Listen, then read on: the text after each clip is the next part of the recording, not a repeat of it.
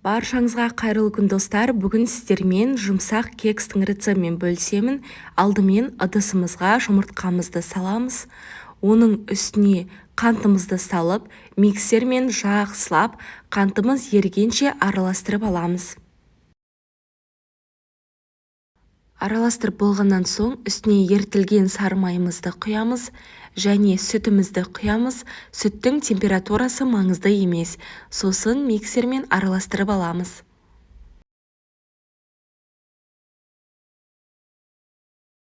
Араластырып болдық. Енді үстіне 1 шай қасық содамызды саламыз. Содан соң ұнымызды ситодан өткізіп отырып салып, миксермен жақсылап араластырып аламыз. Достар, егер менің каналыма тіркелмеген болсаңыздар, менің каналыма тіркеліп алыңыздар.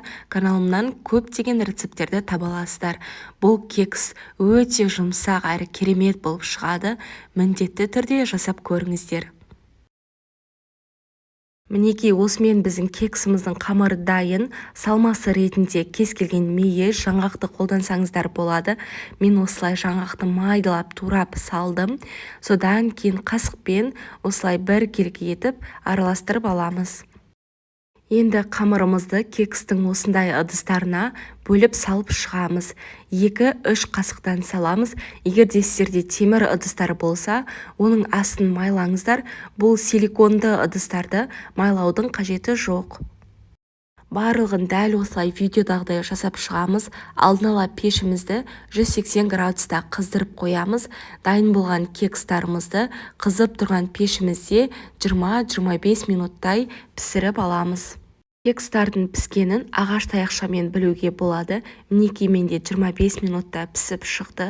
Қазір сіздерге біреуін алып көрсетейін. Осылай болып шығады. Өте жұмсақ әрі тәтті болып шықты. Сіздер де міндетті түрде жасап көріңіздер. Достар, егер видео ұнаса, лайк басып, комментарий қалдырып кетіңіздер, және менің каналыма жазылуды ұмытпаңыздар. Қараңыздар, кекстің іші өте жұмсақ болып шықты, ал ас болсын.